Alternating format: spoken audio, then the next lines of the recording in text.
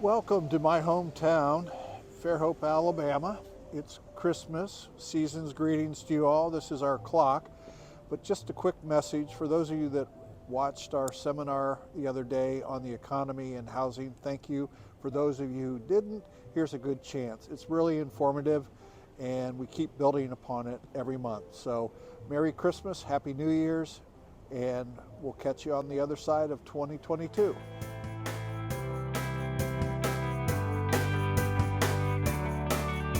All right. Hey guys, my name is Rick Mount. I'm one of the co-managing partners for the Pacific Southwest region for Churchill Mortgage.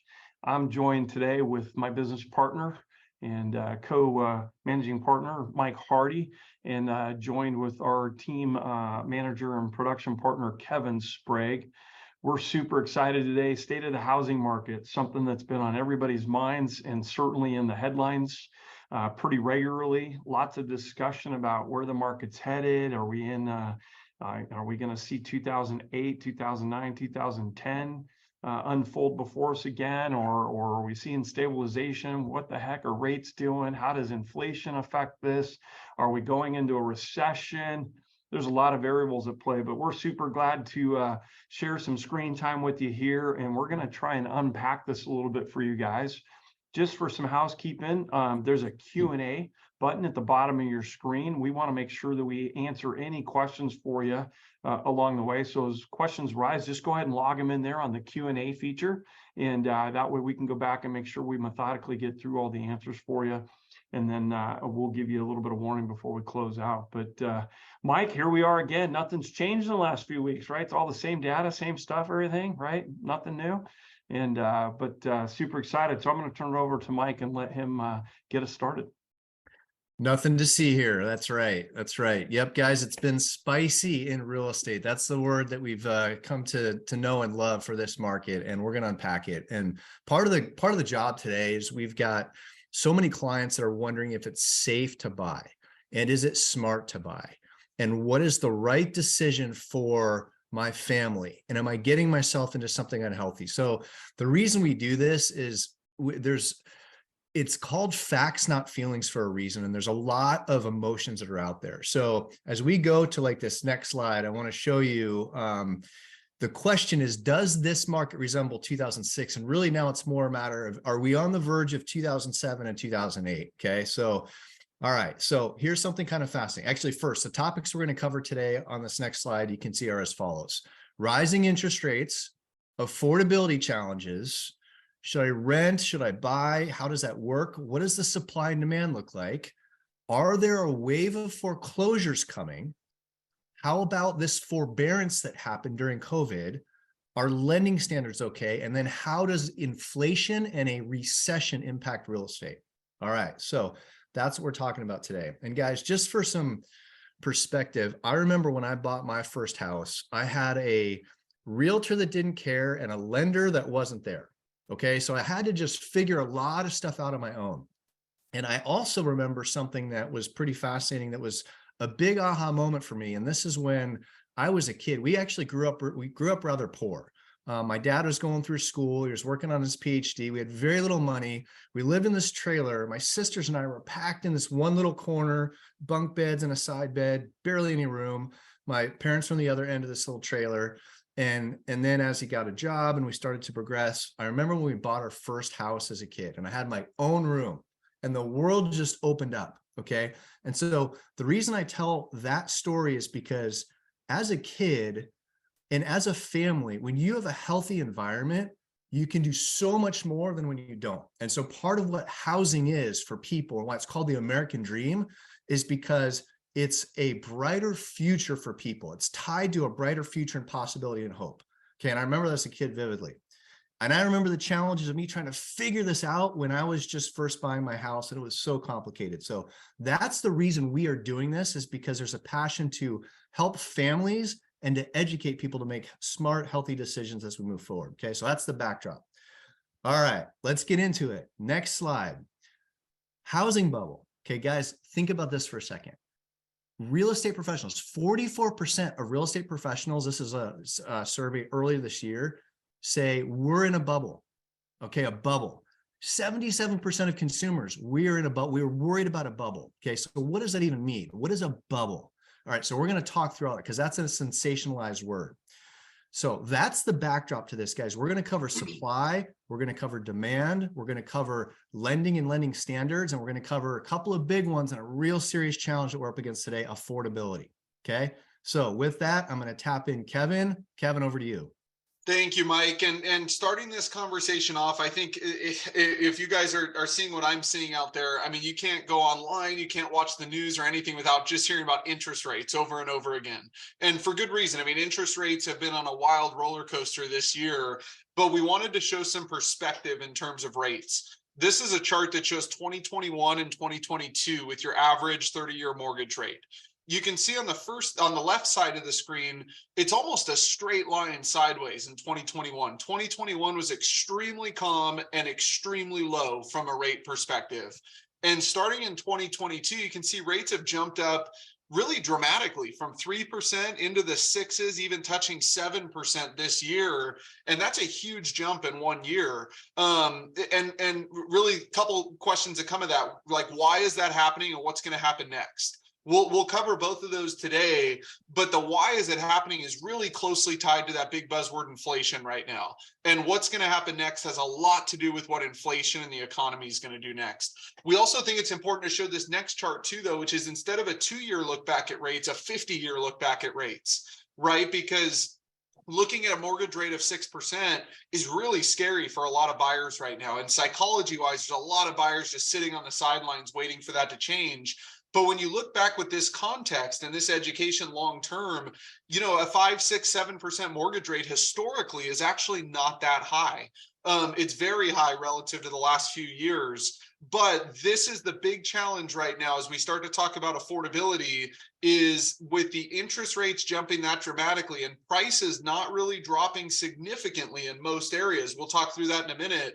The average mortgage payment has jumped up significantly for buyers. So I'll turn it back over to Mike to start to talk through some of the affordability challenges, because this is one of the not so bright spots right now for a potential home buyer. But we thought it was important to show that perspective with rates as well.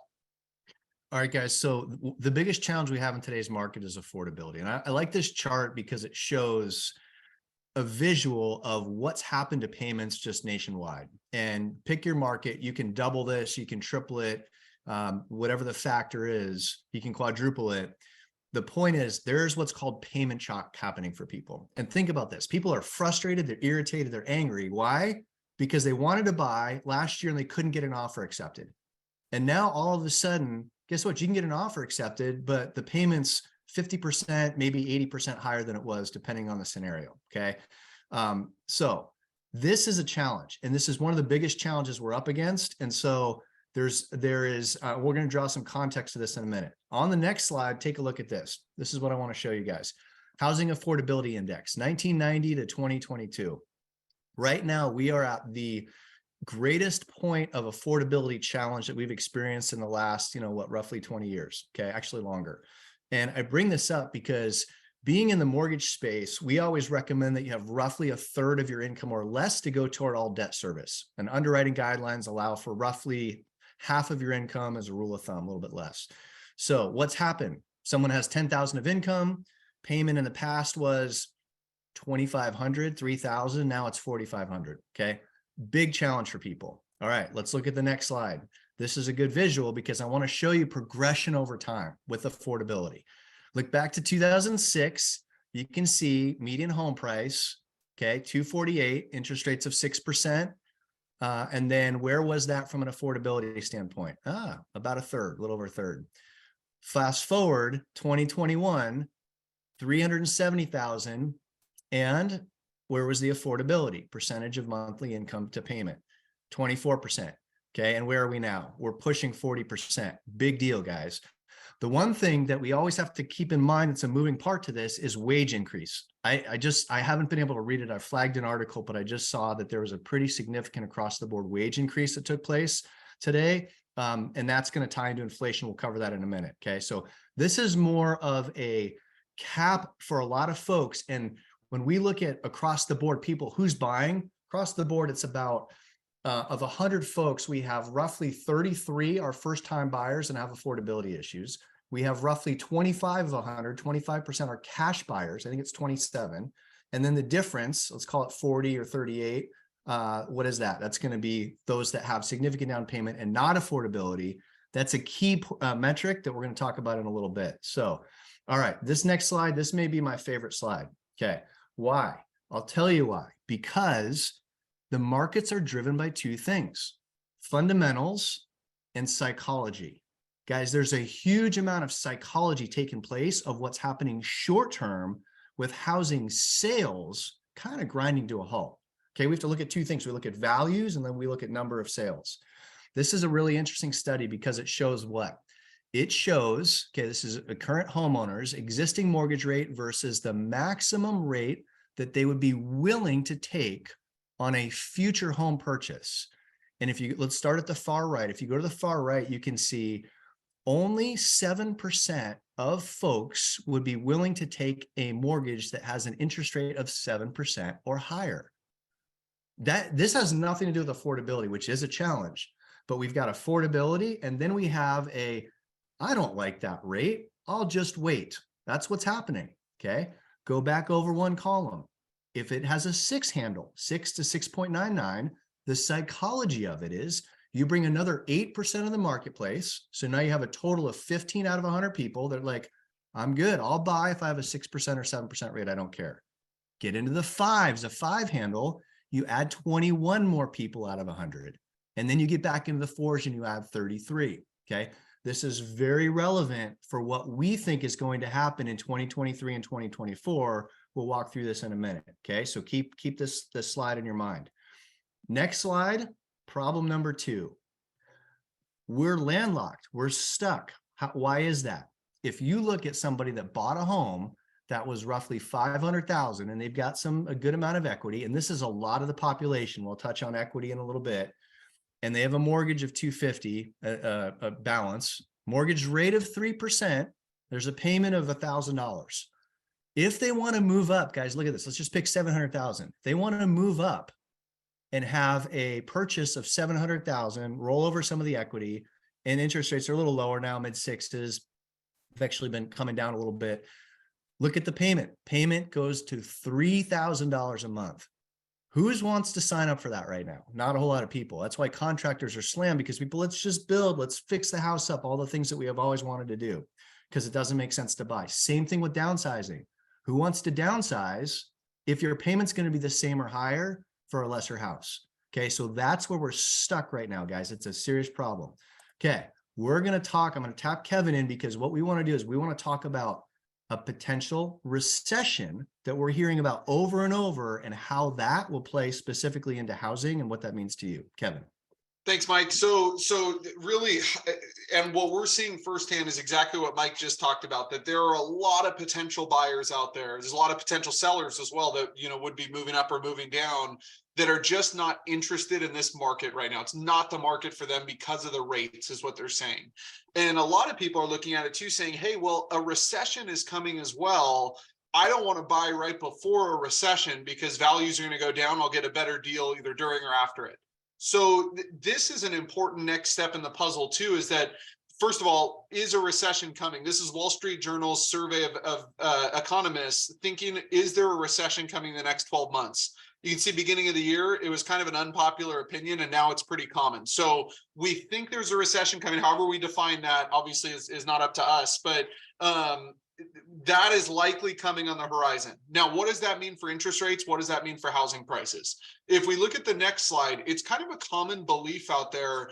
A recession means housing prices are going to go way down. Whether they crash or not, they're going to go way down.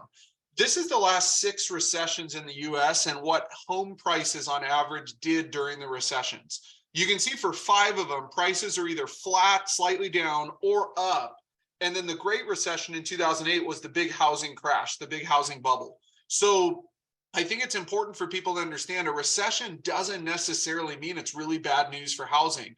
It actually has been kind of the opposite in most cases. The one big outlier is the recession that was caused by housing in 2008 and caused by mortgage lending practices like that. So I think that's really important. And the next question is why, right? And this is really what we want to drill down on, is what happens with interest rates during a recession. And when we look at this next slide, all 6 of those same recessions, to different degrees, interest rates have come down pretty dramatically during times of recession. And that's usually because of what happens with inflation, with consumer spending, a whole bunch of different things. But this is really important to keep in mind, that interest rates, if a recession's coming, interest rates are likely to be dropping again at some point soon.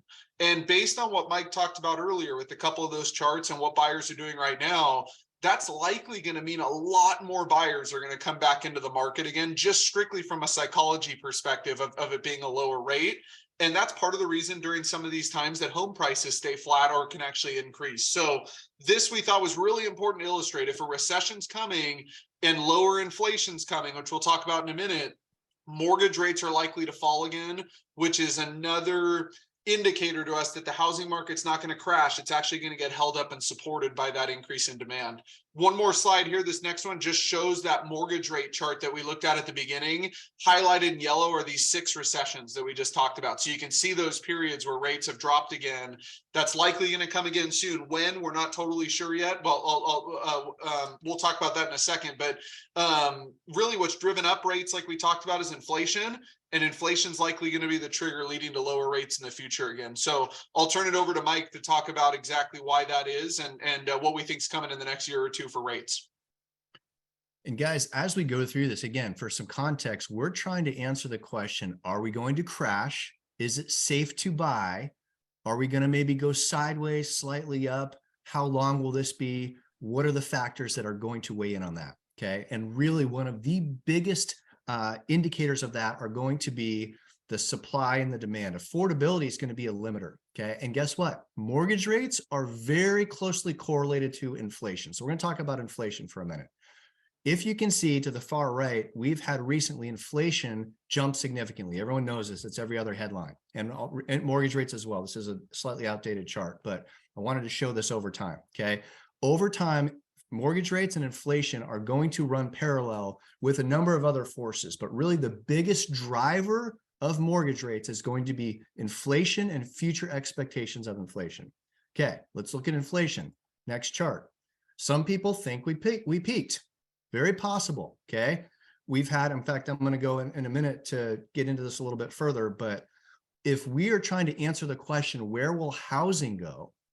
We have to answer the question, what is the future of inflation for us? Because mortgage rates will very closely correlate with that. There's a lot of psychology as well. All right, let's go a little deeper in inflation. Next slide.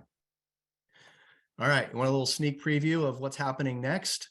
This is fascinating because we want to know, when will inflation peak? And a lot of people think it's already peaked. If we look at how inflation is measured, and we have another upcoming Fed meeting, December 14th, oh, there, it's on the chart. So what do? We look at the last 12 months of inflation, and we're going to look at the next reading that takes place. So on December 15th or 14th, actually, I think it's on the 15th, we have a reading. It will give us what was the inflation for November. And what that means is that if you go back 12 months, we're going to drop off the previous November inflation reading. Okay, the likelihood of inflation being lower than 0.5 month over month is pretty high. It's one of the reasons people think that inflation has peaked. Okay, so pretty fascinating. Let's zoom way out for a minute to see how all this ties together, both inflation and recession. Next slide. Guys, this is also one of my favorites. Okay, the saying I really like, I think this is Mark Twain, is that history may not repeat itself, but it very much rhymes. Okay, so let's look at the rhymes. During the Volcker era, inflation went from 7 to 14%. Mortgage rates went from 12 to 18. What did the Federal Reserve do? They hiked their only tool, the federal funds rate, from 11 up to 20%. One of the most painful eras, those of you guys that lived through it. I read about it, okay? But those that went through it, significant economic pain. Why did they do that? They needed to tame inflation. And you can see inflation went from 14 to 5. And what did mortgage rates do? They came from 18 down to 12. Guess what, guys? Similar pattern happened with Alan Greenspan. inflation went up, mortgage rates went up, Federal Reserve increased to tighten, inflation came down, mortgage rates came down. Same thing is going to happen with Jerome Powell. Okay. So we have to see how this plays out, guys, but this is very important to know that we live in a world of cycles, and what's happened before, something similar will happen again. So if you look at the last cycle, you can get a good idea. Okay. Next slide. This one is fascinating because you want to get an idea of where mortgage rates are going. You can look at the spread. There's usually a very close correlation between the 30-year mortgage rate and the 10-year treasury and the spread between the two. All right. So typically, if you look back throughout history, there's on average, if you go even further than this, it's 170 basis point spread. Okay. Normal spread for this time frame is 170 to 200. Current spread, 300 basis points. Mortgage rates are way above where they are typically compared to the 10-year treasury. Way above. It's come down a little bit since. The point, guys, is there's a series of things that lead us to believe that between the recession, between the spread, between taming inflation, mortgage rates next year are going to be coming down, and that is actually going to be providing a decent amount of support for housing. We're not out of the woods, but the point is what we don't see based on the Fed's actions of being so aggressive to tame inflation after the misfire of the quote transitory inflation that allowed it to run up. They're trying to get in front of it again. All right, with that, Rick, I'm going to tap Rick in. We're going to cover some of the foreclosures and what's happening with forbearance. Rick, over to you. Yeah, thanks, Mike. Thanks, Kevin. Great job so far. Let's just talk about how things get reported in the media, however you digest your news, right? But here's a headline from August 12th, 2022. Foreclosures jump 116% in California last year. Another one from earlier in the year. Foreclosures surge 181%, the highest levels since March 2020. Delinquencies inch up as borrowers struggle with payments. So those are all great headlines that grab your attention. And if we go to the next slide, let's just look at the math of what's really taken place. So one of the things is how many foreclosures start, right? So a foreclosure starts when somebody's been in default for a certain amount of time and the banks or the lenders have the right to foreclose. So if we go back, this chart shows you from Q2 of 2005 all the way to third quarter of 2022 here. And as you can see, if you look at the 08, 09, 2010 era, there was a huge spike in foreclosures. And then it's sort of flatlined from there on out. And then obviously you can see the really big dip that happened second quarter of 2020. Well, that's when we went into COVID protocol and there was a moratorium on foreclosures. They literally couldn't. So if you stop something from happening, and then you come through something and you allow it to happen again, it's going to show significant increases because there was almost zero during COVID. And so as you can kind of see this, we're still well below what we would call normal activity on foreclosure starts. So if we want to go to the next slide, let's look at foreclosures completed. So a lot of times when somebody starts a foreclosure, there's workouts, there's the selling of the house, there's something that takes place that results in the foreclosure not necessarily being completed. So now we want to look at the actions of the foreclosures completed. And guys, you can see it's such a nominal number in comparison to years past. So kind of an overlay of the one we just started, but we want to look at the facts, not feelings of what's really taken place, and go back to those original headlines we showed you. Very sensational, but then if you look at the math and what's really taken place below the surface, it's not alarming on any level. And then if we want to go to the next slide, we're going to jump into what's happening with the forbearance, right? So if you guys remember going into COVID, early first quarter of 2020, second quarter of 2020, there was forbearance plans that were available, but this was a voluntary plan. This isn't like a foreclosure, which is an involuntary event. Forbearance was voluntary, meaning you got to opt into it. And so at the height of forbearance, there was nearly 5 million people that opted in to go into forbearance. Right. And you got to think of the mindset back then in 2020, March of 2020, nobody knew what COVID was. Nobody knew what was going to take place. And so most people opted into this voluntarily, whether they needed to or not, as a protection play. simply to protect themselves because they didn't know. They didn't know if they're going to lose their job. They didn't know if people were going to get sick. We didn't know if we were going to have a lockdown forever. And so gradually, as things unfolded, you could see the forbearance workouts. Most people opted back out of forbearance. And as you can look now, we have about 500,000 people left that are in forbearance of some sort, which is a drop in the bucket compared to the global inventory needs or demands for housing. And so we like to share that with you because I think it really paints an accurate picture of what's taken place in the marketplace as opposed to the sensational headlines. So I'm going to turn it back over to Kevin. We're going to talk about something else that's radically different this time around than maybe 08, 09, 2010.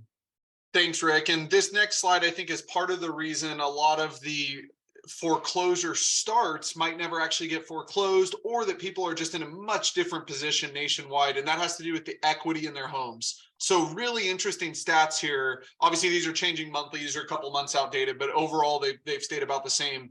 In 2007, the average equity in homes, when you factor in, everything paid off, everything newly financed and low equity, was about 37%. Today, it's about 68%. Some really cool stats today. 95% of homeowners nationwide have at least 10% equity, and about 1 to 2% are underwater, meaning that they owe more than the house is worth, as opposed to going into 2009, it was about 1 out of every 4 homes nationwide, which is just super alarming looking back at it. So this is a huge difference. If people have equity, they typically don't have to short sell or foreclose, or the types of sales that drive down prices, even if something happens where they do have to sell as part of a recession or job loss or anything like that. So huge difference here. Looking at the next slide, this has been fairly well publicized, I think, as well, but the quality of the lending standards in our industry, the mortgage industry, is so much different now than it was 15 or 20 years ago. This is one measurement of it. This is actually the amount of loans written with a 620 or lower credit score. So credit score is one measurement of ability to repay. Obviously, income verification is much different too, but you can see in orange leading up to the crash, huge amounts of loans being written with less qualified buyers or borrowers. Check out in blue, that's 2008 through 2021, and then adding in the first quarter of 2022. It's very, very hard to get a loan these days.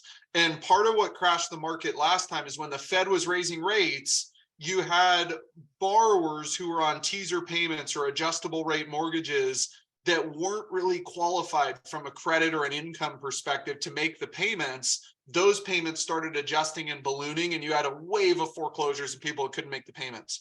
With the Fed raising rates today, almost everybody's on a fixed rate mortgage. It does not affect their payment if they've already bought. So looking at this next slide, there's the quality of the borrower, and then there's the quality of the actual loan products we're putting out. I'll turn it over to Mike to talk a little bit deeper about this, but this is a huge difference now versus then that will likely lead to different results in the market.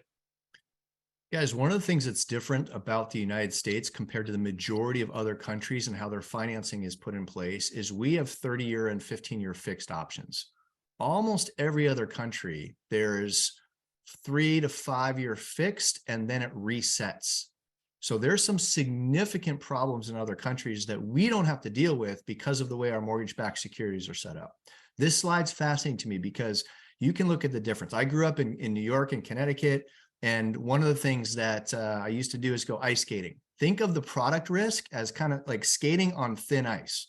Unless all conditions are perfect, it's going to fall apart. And we had perfect conditions for a while, and then we went through a cycle. And that cycle was, guess what? The Fed raising rates. And those adjustables were correlated with the Fed's actions on the short-term interest rates. So what we don't have today at all is product risk and borrower risk that's significantly reduced. And on top of that, in this market, we have about a tenth to maybe slightly above that of the adjustable rate mortgages in the market today compared to 05, 06, and 07. Significantly reduced risk. Fascinating slide. Okay, let's see what one of my favorite books, next slide, from the Big Short. I want to talk about Michael Burry. He was one of the key characters in this. I mean, you've all seen the movie or read the book, The Big Short. Fascinating story about what unfolded. And he was the founder of Scion Capital. He said something really fascinating that I wanted to show you guys here, and it was this. Home prices didn't crash in 07 and 08 because they had climbed so high. Home prices crashed because, among other things, borrowers could not make the mortgage payments, just like the previous slide shows, okay? Very different today on the credit side. That's something we have to keep in mind as we look to answer the question, is it possible for the bottom to fall out? Okay, so pretty interesting. Next slide, we're going to talk about rents. Rick, over to you. Yeah, thanks, Mike. So, really there's two ways that you provide a dwelling, right, for putting a roof over your head. Unless you can live in mom and dad's basement forever, really you're either going to own or you're going to rent. And so if we look and compare and contrast owning versus renting, we have to pay attention to what's going on the rent side as well. And so if you look at this chart, it's showing the median asking rent price since 1988. I'd love to go back to those 1988 prices. Brings a tear to my eye. But now you look, and if you really focus on the right third of the chart, really from like 2018 on, we've seen well over a 40% increase in asking rent prices. And if you go back and compare that to home ownership, right, you got to do your own math here. But we're going to show you this next slide that I think helps us get into the underlying math that most people don't talk about. We all know that as a consumer, when you're buying something, the payment that you get from buying something, specifically like in a mortgage, is really important because you got to earn an X amount of dollars in order to make that payment. So this is something that we did for a client a week or so ago on $1 million purchasing versus their current rents. And so we ran the numbers, and here's kind of what it looks like. So when you buy a mortgage, when you use a mortgage and you use a fixed rate on that mortgage to buy your property, you're fixing your housing expense. Unlike rent that continues to have cost of livings. And if you look at that last slide, we had significant increases over the last 4 or 5 years. So here's somebody, if you just look at the hard math, buying $1 million, putting the down payment that we have in there illustrated, their fixed housing payment is $6,800 a month, right? They're paying $4,300 a month plus some rental insurance or property tax or whatnot on there. So $4,320. So that's a big stark difference. And on the surface, this looks like a no-brainer. I'm going to stay in rent because I can't afford it. But if we get into the underlying math that's supported by all the other things we do, we look out at it over a 10-year window. And although your cash flow difference might be a difference of $164,000, you start to look up at the appreciation gain you get over that same time and the benefit you get of your mortgage actually decreasing every payment you make. And they're coming out with a net gain from buying this home of almost $600,000. So maybe a more simple way of thinking about this is if you could go to Vegas and put $160,000 down on the table and you could win 600 grand relatively guaranteed, would you make that bet? And so we just use tools like this to help people understand the potential math of what's taking place. So Mike, I'm going to turn it over to you to kind of close this out here on some of the other things, but there's a lot of stuff going on in the market, and it really takes a deeper dive. As Mike said, zoom out, take a look, let the math tell the story, not the sensationalism. And so let's talk a little bit about inventory. Right, guys. So there's a math tells a story. I think that's one of my favorite lines is math tells a story. And guys, over the last 100 years, real estate grows between 4 and 5% growth rate. And there's undulations obviously for that, okay? One of the things that impacts that, we look at the basics of supply and demand. And the one we want to look at right now is, let's look at supply. Inventory is supply. What does that mean? Kind of like if you go shopping and you're looking on the shelves and you're going to start buying stuff, something comes off the shelf, okay? So think of housing the same way. That's inventory. And when we're looking at months of inventory, if there was no new supply coming on the market, how long would it take for the existing supply to be absorbed? How long would it take for the shelves to be cleared? Okay, so that's inventory. And we've had a huge run up lately, huge. Okay, and we're seeing headlines about how we're being flooded with inventory. All right, guys, let's zoom out and see what's happening with inventory. Oh, look at that. Look at that. It's really not that big a deal. And why is it not that big a deal? Well, we are short a lot of homes nationwide. We're going to get to that in a minute. Jump between, let's skip 33, go to 34. I want to show you the difference between a buyer's market and a seller's market. Typically, 6 months is considered neutral. Okay. Seller's market is less than 6. Buyer's market is above. Where are we today? Now, the likelihood of this increasing for a little bit, pretty high. But guys, we are not in a danger zone by any means. And that's what we wanted to show you with the inventory. And why are we here? Like, why is our inventory so low? 2 reasons. Next slide. Guess what happened after the Great Recession? What did every builder do? They said, I'm out of business, or I have no idea what's going to happen with the market, or it's an illiquid market, we can't get financing. It was a train wreck. And so guess what? Nobody built homes for the better part of a decade. We need, on average, about 1.5 million new housing permits and starts each year just to keep up with the population growth that's taking place. We'll hit population in a minute. Okay, so you can see this vacuum of homes that took place. That's one of the reasons we have an inventory challenge today. All right, next slide. This is a great headline. America is short more than 5 million homes and builders can't make up the difference. And guess what builders have done just recently? Because of the rise in interest rates and because they're having a harder time selling houses. Yeah, and it's both fundamentals and psychology, both. They've stopped building. All right. A lot of them had options on land contracts that they just said, let's just cut our options loose. We don't need to build that. We'll just work through our existing inventory. And they have a lot of it. They have to work through. But my point is, it's not enough to glut the market to crash it. Why is that? All right. Here's a good one. Guys, look at this. This is one of my favorite slides as well. Household formations versus completions. You want to get an idea of what's going to happen in housing. Look at a couple things. We have existing homes that exist on the marketplace. There's so many homes built. And then we have new homes that are added. And then we have household growth. Look at the huge drop in formations. You can see the red arrows that took place 05 and 06 compared to the annual completions. We had way oversupply and the demand fell off a cliff. We'll tell you why in a minute. And look where we are today.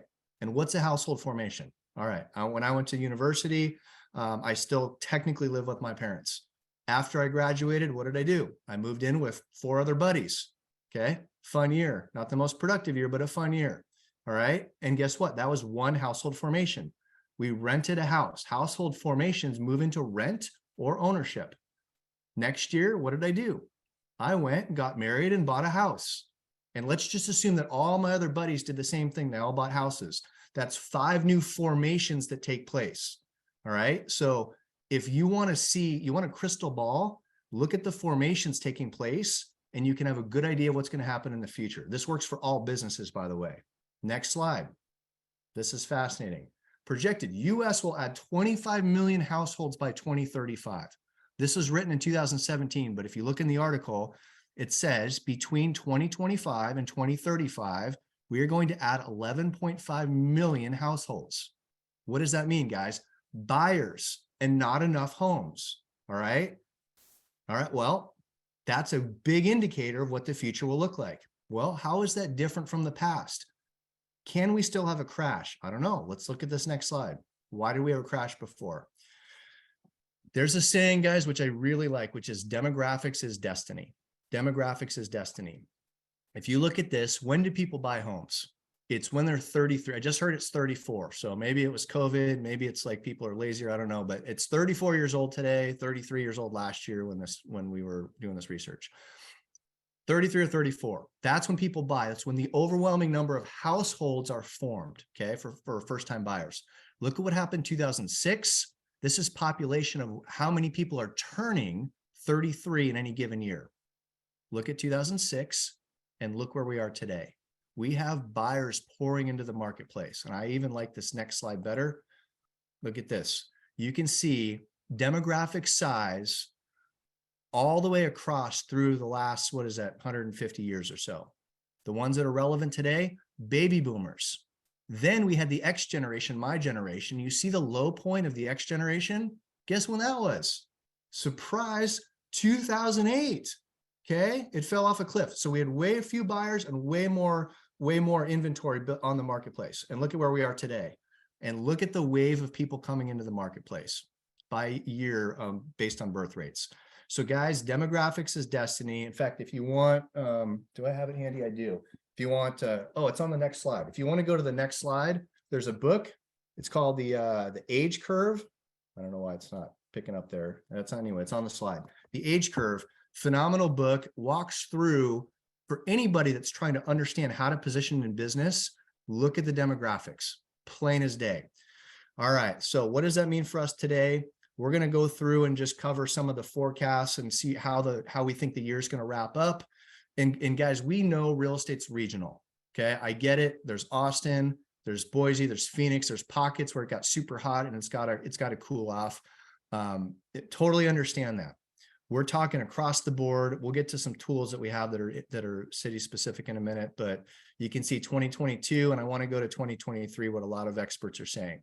Okay. Flat, slightly up, slightly down. Zellman's usually highly bearish. So take it for what it's worth. But here's the issue with this forecast. This was done when rates were at 7.25% interest rate, or maybe even 7.5. Okay. And so what do economists do? They say, what's the interest rate? If we project that indefinitely forward, what does that look like? And what is really hard to grasp, and what I don't think anyone does well, is tie all of this together. Okay. So what we think rates are going to be down in the 5s. Would not even surprise us if it touches the 4s sometime in the next 12 months to 18 months. There's more buyers that come in. You see the buyer demand. So whether it's flat, slightly up, slightly down, 2023, I'm not too worried about that. The reason we buy real estate is, number one, for a family, or number two, for building significant wealth over time. And that's just math. Next slide, and we'll wrap this up. Guys, the media is not your friend. Okay, let that sink in. They want eyeballs. They don't want to educate. You can look year over year.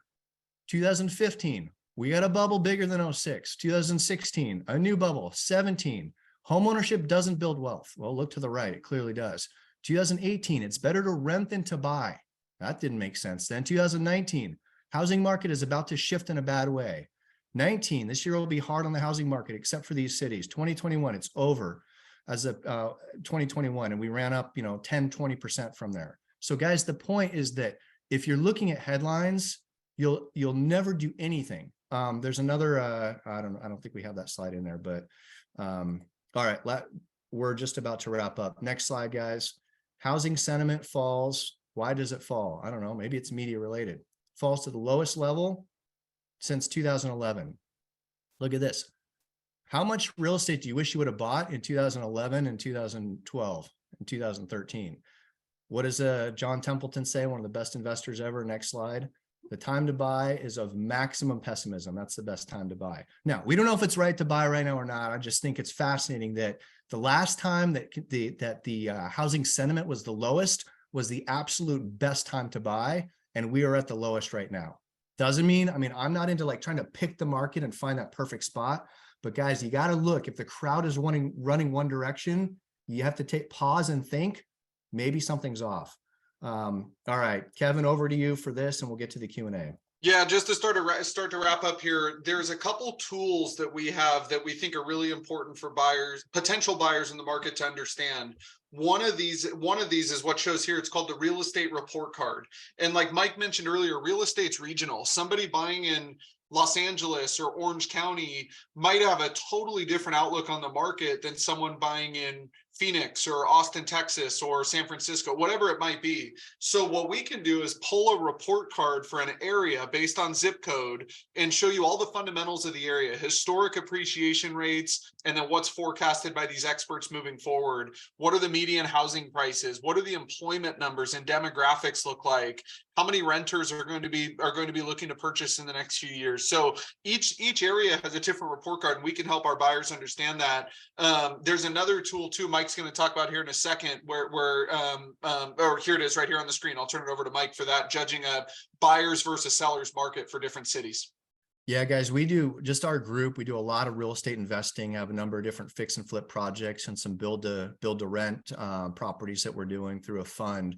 But part of what I look at very often for one of the fix and flip projects is I want to see real time, all of the data, price per square foot, days on market, percentage of decreases, increases, what the inventory level is, all of these things. This is the stuff that helps make a good decision for a particular zip code. Okay, very relevant. Real estate is regional. So I share this, guys, because this is a tool that, again, part of our passion is in helping people. I talked about my story earlier, a realtor that just didn't care and a lender that wasn't there. That was my experience, okay?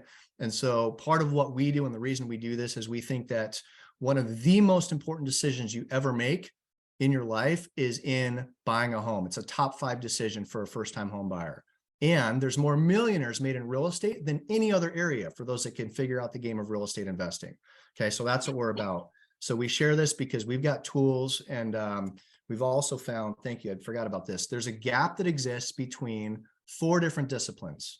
I was a former financial advisor before getting into lending. Okay, it's one of the reasons that we do this, but there's a gap between financial advisor, mortgage professional, CPA, and real estate right in the middle that's super confusing for people.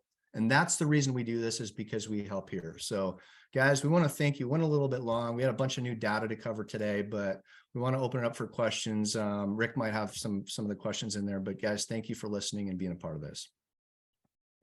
Mike, Kevin, thanks for sharing the information. And folks that are with us, if you have a question, please log it in the Q&A. I know a couple of people have had some questions that we've answered through the presentation, but if there's anything that we can help you with, please let it in there. You know, Mike, one of the questions, Mike and Kevin, one of the questions we get all the time is, how do you know when it's the right time to buy? Something that comes up every webinar we've done and almost every borrower consultation. How do we know when it's the right time to buy? Yeah, and the first question is whether you're an investor or whether you're buying for your family. Because if you're buying for your family, for your own well-being, you have to look at what's the alternative. Okay, and so it's like, I got an option to rent or own. And so the first question is, what's the differential in rent payment versus the cost to buy? And usually the big question that people are trying to understand is it risky to buy for a relevant time period? Okay, so in my mind, if somebody's got 3 years or longer in real estate, and you can even say like 4 or 5, you want to be extra safe, I'd buy, you know, every day and twice on Sunday. And I don't really care if we're down 5% in 2023. Maybe we are, right? Maybe it's up 5%. The bottom can't fall out. Math is the math. So like, that's my personal position. And the way that I would advise people is that don't not do something because of headline fear when the math shows significant undercurrent support if you can afford it. And that's the key thing. What we don't ever want is somebody to stretch on payment, but if the affordability factor is there, I think the likelihood of somebody be able to restructure debt at a lower interest rate in the not too distant future is super high. And so that would be my 2 cents on that, Rick. Yeah, great answer. And then, you know, another question too that comes up all the time is, if we think rates are coming down, wouldn't it be better to wait for the rates to come down again versus to buy now? And I think we covered a lot of that just in the fundamental math, but let me take you back to a year ago. A year ago, people that wanted to buy had to be prepared to overpay for the property based on what it was going to appraise for. And appraisal's sort of lagging data, right? They have to use closed sales. So when the market's moving up rapidly like this, the houses sometimes weren't going to appraise. So people had to not only come up with the minimum down payment required, but they had to make up the difference between what the house would appraise for and what they were going to have to pay for it in order to win the bid on the property. And so if you wait for rates to come back down, one of the things you have to consider is the math behind the supply and the demand. We still feel like there's an underswell of demand out there that at the right interest rate is going to spike people's appetite to consume property, to go buy their house. And if that happens again, we could be back in a situation where you're not going to enjoy what's currently happening, is maintaining all your contingencies, all of the protections that come to you in a normal transaction, as well as the sellers being willing to help you and contribute towards things like a 2-1 buy down or a 3-1 buy down, where we can buy the rate down temporarily for a year or two and then have a fixed rate over there to soften your landing. But there's a lot of advantages to buying right now that weren't prevalent 6 to 9 months ago and may not be prevalent when rates come back down and the affordability spurs demand again. So Mike, Kevin, anything you guys would add to that? You know, there's a strategy that's actually worked really well for a lot of our clients. That's called a rate relief to a buy down. Kevin, why don't you cover that real quick for the listeners? Yeah, I think Rick mentioned it there for a minute, but really one of the really cool advantages of this market is being able to negotiate again as a buyer, right? Where you have some sort of resemblance of power with the seller. And if you can negotiate things like seller credits towards your closing costs, we can use that as part of like a rate relief program where we can lower your interest rate temporarily for the first 2 years of the loan, or 3 years or 1 year, depending on how much credit we have. Now, it's not every single case where the seller will give us credit, But if that's the case, we can ease into a mortgage payment in some ways and solve that affordability challenge in the short term, with the idea that, you know, it's not guaranteed, but in a lot of cases, we think we're going to see people who are buying today probably refinancing to better terms here in the near future with what is going to happen with the economy and inflation and interest rates. So we actually, it's kind of a good segue. Same time next week, next Wednesday, we have a webinar just like this one today, specifically on tools like that can help potential buyers. So if you're looking to buy in this market, or if you have clients looking to buy, I'm going to drop the link in the chat right now, but it may be really beneficial to register for that webinar next week. We're going to go through exact scenarios and tools of how you can win and position yourself in this market. Yeah, guys, we'll go deeper on the a couple of case studies and talk about different strategies to win. That'll include like seller carrybacks. We'll discuss assumable mortgages. We'll discuss we have a rate relief program, a couple of other things that work really well. So if that's of interest to you, whether you're a real estate professional or potential future homeowner, you can sign up for that, and we'll do some more education next week. And it looks like the link is there. Yeah, and then Mike, one of the questions was somebody wanted to see the housing sentiment slide again. I'm going to guess that they were talking about slide 10, which has to do with the affordability and the perspective of people's willingness to buy into that. Do you want to pull that up real quick, Clifton, on the backside of that, slide number 10? And if that's not the right one, we'll certainly get you one. And Mike, you covered this last time, but this is what the rates are versus the percentage of the population that's willing to buy. Yeah, this is what we fully expect, that there's a lot of pent up demand. Okay, pent up household formation. A lot of, I mean, I'll just, like, if it was me back in the day and I was living with my buddies and I wanted to buy, and I'm like, I don't know, I can't afford it at 7%, or I don't want a 7% rate or whatever it is. And then I see it get into the 5s. I'm like, yeah, it might be a good time. If it gets in the 4s, all right, we're doing this. Okay, so that's going to be the psychology of a lot of people. And so we're going to see a wave of people that right now are staying put from a household formation. It's sort of like the tide. It's going to come in, you know, maybe there's like sort of a delay to it, but you know, it's coming in. It's basic math. So that's kind of what I see. And, you know, I don't know if that answers the question, but hope that helps. Yeah. And if that's not the right one, guys, if we can go to that question slide, you can always email us at the Mike and Rick at churchillmortgage.com on our email in there. There's plenty of ways to get in touch with us. And just for some general housekeeping, at the conclusion of this, you'll get an email out. It'll have a survey in there. We'd love to get feedback from you. We want to make sure that we're bringing raw and real and relevant information to you. As you can tell, we think that there's some need to combat the sensational headlines with facts and not just take stuff out of context. So we always want to take that and put it back into context. And I love the way, Mike, that you frame it. Sometimes we take the surface level view and then we zoom back out so you can get perspective. You know, we get asked all the time, when's the right time to buy? And we can always tell you the right time is when it's right for you. There's a lot of variables that play into that for you as an individual, your household, what's right for you. And so the right time is always when the right time is for you. You know, if we look at history of real estate is it's never lost over a 10-year window. And last I looked, they're not making any more land. So it's a limited commodity.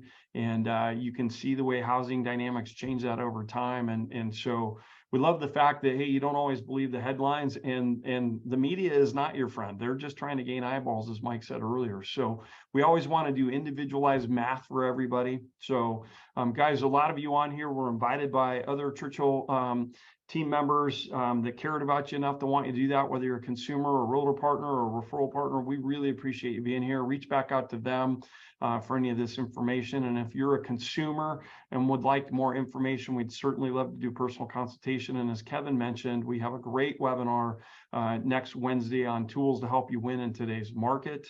Again, going deeper on some of those things. But at the conclusion of this, guys, you'll get a survey. When you complete that survey, we send you out a link to the recorded webinar so you can re-listen to it or share it. It's password protected so that we can make sure that we keep guards on that the information that's getting put out there is relevant and current. As you guys know, it's changing pretty radically, but if there's anything else to do, we can help you there.